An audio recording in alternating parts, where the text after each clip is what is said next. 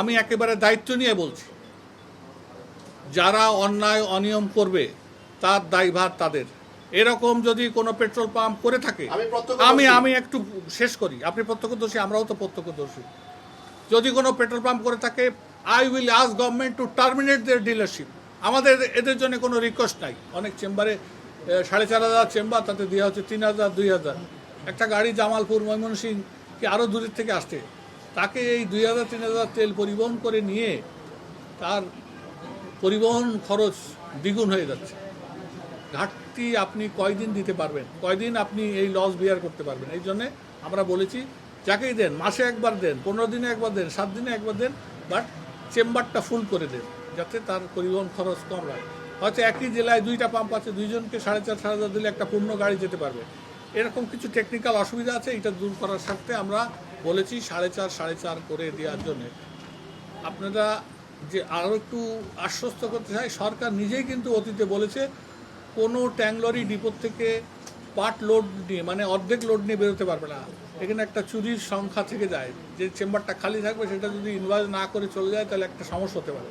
সেই জন্য সরকারকে তাদের পুরনো জায়গায় স্ট্রিক্ট থাকতে বলছি, চেম্বার ফুল করে যেন ডিপো থেকে গাড়ি বের হয় সেই ব্যবস্থা করার জন্য। আপনারা একটু ধৈর্য সহকারে আমাকে একজন করে প্রশ্ন ছিল। জি বলেন। সরকার বলছেন বাংলাদেশে তেলের কোনো সংকট নেই, এবং পেট্রোল পাম্পগুলোতে আমরা দেখেছি 80 থেকে 90% পেট্রোল পাম্প তারা উদ্দেশ্য প্রণোদিতভাবে আমরা বলবো যে অনেক পেট্রোল পাম্পে তেল থাকা অবস্থায়ও কিন্তু পেট্রোল পাম্পগুলো বন্ধ করে দিয়েছে, যার ফলে অন্যান্য পেট্রোল পাম্প যেগুলো খোলা আছে সেখানে পেট্রোল পাম্পে অসংখ্য গাড়ি গিয়ে তেল পাচ্ছে না। এই কাজটা কেন আপনারা করছেন? নাম্বার 2 হলো, আপনাদের পেট্রোল পাম্পে যদি পর্যাপ্ত পরিমাণে তেল থেকে থাকে তাহলে এই তেলের কৃত্রিম সংকটটা আপনারা কেন তৈরি করলেন? এই বিষয়টা ব্যাখ্যা দিবেন। আপনার প্রশ্ন করার জন্য অসংখ্য ধন্যবাদ। আমি একেবারে দায়িত্ব নিয়ে বলছি, যারা অন্যায় অনিয়ম করবে তার দায়ভার তাদের। এরকম যদি কোনো পেট্রোল পাম্প করে থাকে, আমি একটু শেষ করি, আপনি প্রত্যক্ষদর্শী, আমরাও তো প্রত্যক্ষদর্শী।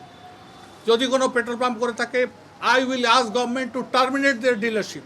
আমাদের এদের জন্য কোনো রিকোয়েস্ট নাই, এদের জন্য কোনো অনুকম্পা নাই, আমার জানা নাই এটা কত পার্সেন্ট পাম্প করছে। একটা জিনিস আপনাদেরকে বুঝতে হবে, একটা পেট্রোল পাম্পে তেল যে ট্যাঙ্কে থাকে, ওই তেল যদি পুরোটা সাকশন করে ফেলে, পরবর্তী তেল আসলে ও তো ইয়ারলক হয়ে যায়। অন্তত 200-400 লিটার তেল ট্যাঙ্কে রাখা অবস্থায় ওটাকে অফ করতে হয়, তা নাহলে ওই তেল আসলে এটাকে আবার পুরো লাইন চেক করে চালু করতে 1 ঘন্টা লেগে যাবে।